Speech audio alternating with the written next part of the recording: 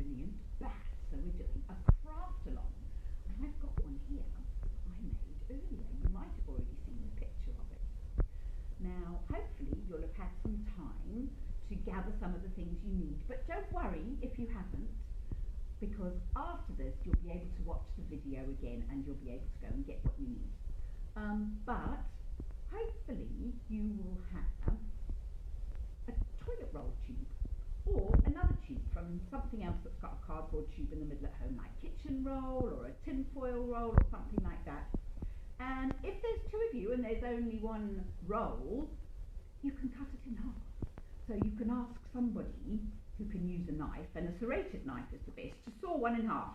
And then, so we don't squabble, there's 2 for 1, and you can make some baby bats, which is even cuter.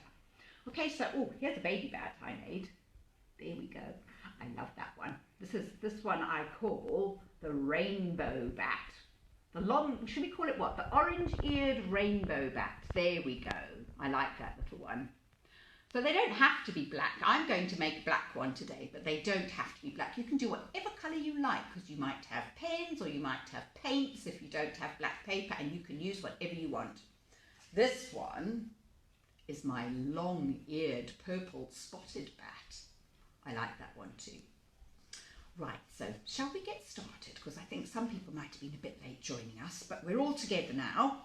So I'm going to use this tube to show you how we're going to make our bat. And I'm going to wrap it in some black paper. Now you might not have any black paper, but it doesn't matter. You can paint your tube or you can colour it in with a black felt tip like that. It takes a bit longer, so I'm just going to wrap mine in some paper. Now I've cleverly cut some paper already to size to wrap my tube. So I'm just going to roll it up.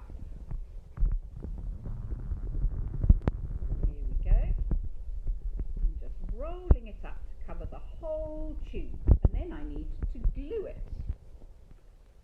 Here we go, let me wind up some glue. So I'm just going to put a strip of glue down there. There we go, you don't need too much. Oh, I think I need to do some a bit further down. That's it. Now you might be wondering how I'm doing all this camera work as well, but I've got a helper with me today called Andy, and she hasn't done this before either, so we're having quite a lot of fun.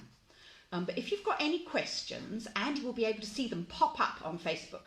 So if you've got any questions or you want me to do anything again, just say, and Andy will ask me, and then I can show you again. So there we go, we've covered our tube in black paper all the way around. Now, what else does a bat need?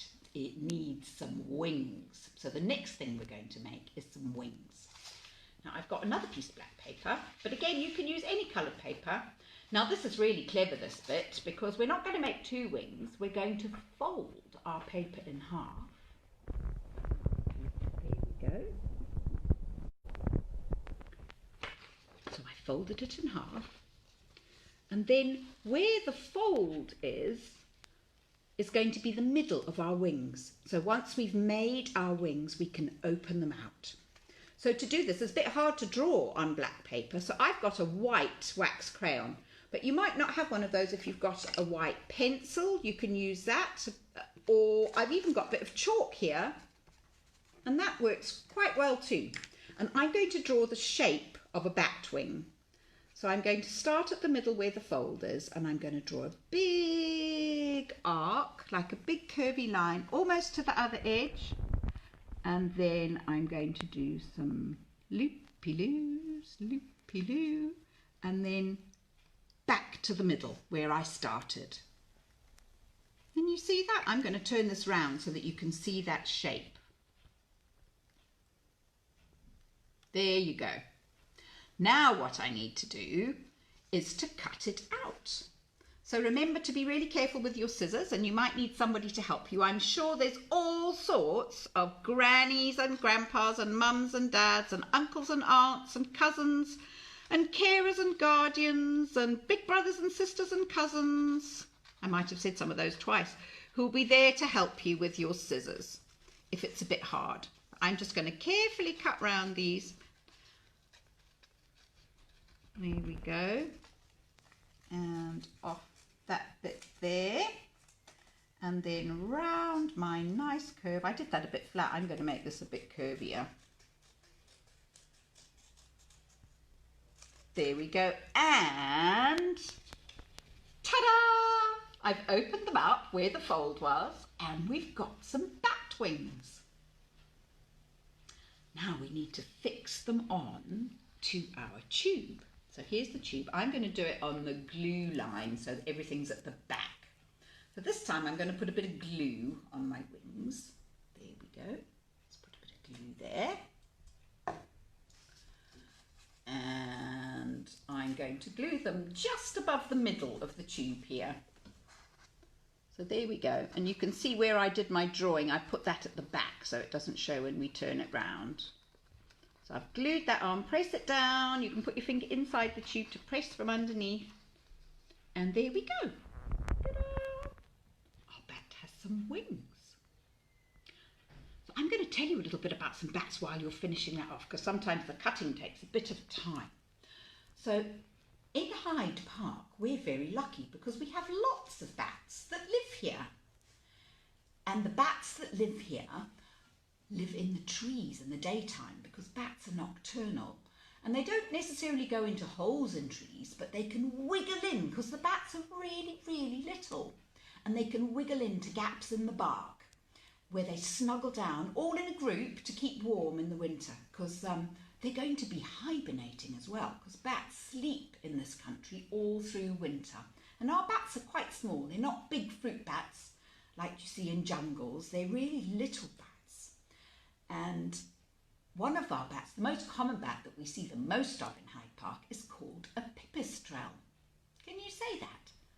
Pipistrelle. It's a lovely word. And because they're called pipistrelles, I've called my bat Pip. So this is Pip, but maybe you can think of another name for your bats. Right, so how are we doing? Are our wings on? We got any questions, Andy? All good.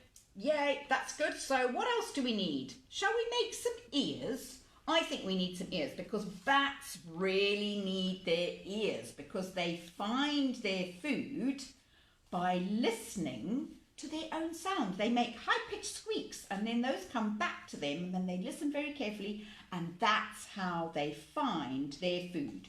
So I'm just going to draw some ear shapes. It doesn't really matter how you do them on here. I'm going to do one there and one here. Or you can fold the paper and do it, make two at once, but I'm going to do two like that, okay? And then I'm going to cut them out. Oh, that one's a bit smaller, isn't it? Maybe I'll cut that a bit bigger. And I'm going to put this on the table in a minute so you can see the shape I've made. Oops, my new bat's falling over. There we go. There's an ear. Let me turn it round for you. And I'm doing the second one, and there's my second ear. They don't quite match, do they? Never mind, I'm sure the bat won't mind, he'll still be able to hear. Now I'm going to glue these, and we're going to glue these to the inside of the tube. You can do them to the outside as well. I do as well. I just like to do them from the inside so that you can't see the glue point. So there we go, that's the front. Our wings are at the back, so I'm just going to glue that in there. Have you got that, Andy? Yep, all Can you good. see what I'm doing? There we go.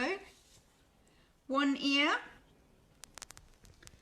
Now those squeaky noises that I told you about are very high pitched. I can't make the noise. Eek, that's about as high as I can go, but they're much squeakier than that. And you know what? Grown-ups can't hear the sound because it's too high pitched, but little children can. And so maybe at night, if you're allowed to go outside, you can have a listen and you might hear some very high-pitched squeaks.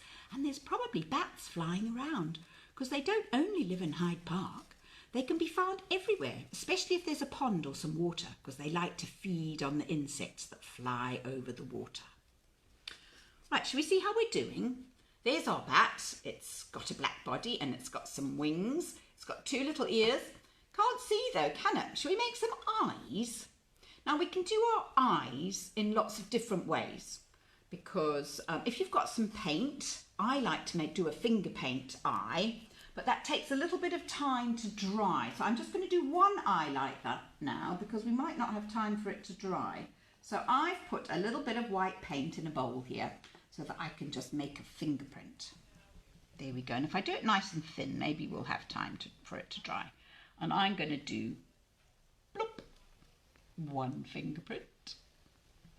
Oh, I'm going to do two. I like doing this. And there we go. I'm going to do a second eye. Can you see that, Andy? Bonk. There we go. Now our bat's got two fingerprint eyes and I've got a dirty finger. So I'm going to wipe it on this bit of paper. Oh, did you see that I made my ears out of the scrap paper from where I cut the wings? There we go, so that you don't use too much paper because we don't want to waste paper. There we go. So we'll let those dry a little bit and then I can draw a pupil so that you can probably see that pupil's the black bit in the middle of the eye. Now, we need our bat to fly. We need to be able to flap it along, don't we? So we need a stick. Now, I'm lucky, I'm in a park, and you might have a park near you where you can find some sticks lying on the ground. Try not to pick them from a tree if they're still growing, but see if you can find some that have fallen off and are on the ground. Now, you might need a little bit of help for this because you need to stick it on the inside of your tube with some sellotape, I think that'll do. Oh, here it is. Here's my sellotape. And also, if you haven't got any glue at home and you've got some sellotape, you can, or any other sticky tape, you can use that as well. Or packing tape, anything sticking. Or you can even maybe use a bit of blue tack, but stick your stick on the middle. Oh, my sellotape's all split. Let me cut that off. There we go. Right, this might take a couple of little bits so that we get it stuck nicely, but I'll put some sellotape there and then I'm going to push it up the inside there, stick it down. Oops, that doesn't look very secure, does it? I think we need another little piece. Oh dear, look what I've done. I've lost the end of my sticky tape. There it is. Oops, am I ever going to get this? There we go. There's a little bit anyway. Let's see if we can stick this on a bit firmer. And we're nearly done, guys. We're nearly done. There we go. And then he's ready to flap around and fly. Let me feel my paint. Oh, I think that's dry enough. I'm going to get a felt tip pen here. Oh, here's one already open. And I'm going to draw. Oh, it's not quite dry, but it'll work. Some eyes. There we go. Should we give him a mouth? Should we make him look a bit happier? And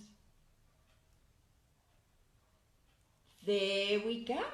And there's a bat. How about that? I like my bats. And here's another one. They can all fly off together. And you might have made some baby bats. There we go. Right, guys, I hope you've enjoyed that. Have we got any questions, Andy? Yes, we have. Why do bats hang upside down? Oh, that's a really good question. Do you know? I don't know whether I know the answer to that, but they sleep a lot, and if they hang upside down, it means that they're still keeping very healthy, I think. But you know, I'm going to have to check up on that, and we'll put an answer in the messages below after we've finished. How about that? Is there anything else? Can bats in Hyde Park spread virus? Oh, I doubt it. We have to be careful with, first of all, we're not allowed to touch bats because they're all protected species in Britain. So they definitely won't be carrying the virus that we've got at the moment, I don't think, because we all eat very, very different things, and they're not the kind of bats that you might have heard about when the virus first started. And our bats are high up in trees. They only come out at night. We're not allowed to touch them, even if we work in the park. So I think that's very, very unlikely. No more questions. No more questions. Right. Well, I want to say that bats aren't just in the park. I know I've said this already, but they're flying everywhere. So you might be out in the countryside where you'll see them a lot at night. But even if you live in a city, if there's water, there'll be bats. And lots of bats like to roost in the daytime underneath bridges and in buildings. So just because there aren't trees doesn't mean there aren't bats. And they're very, very special things. And in the summer, they help keep down mosquitoes and they eat lots of moths. So they're really important little creatures and the only mammal in the whole world that can fly. So I hope you enjoy making your bats and I hope you join us again soon. So bye-bye from Hyde Park and the Lookout.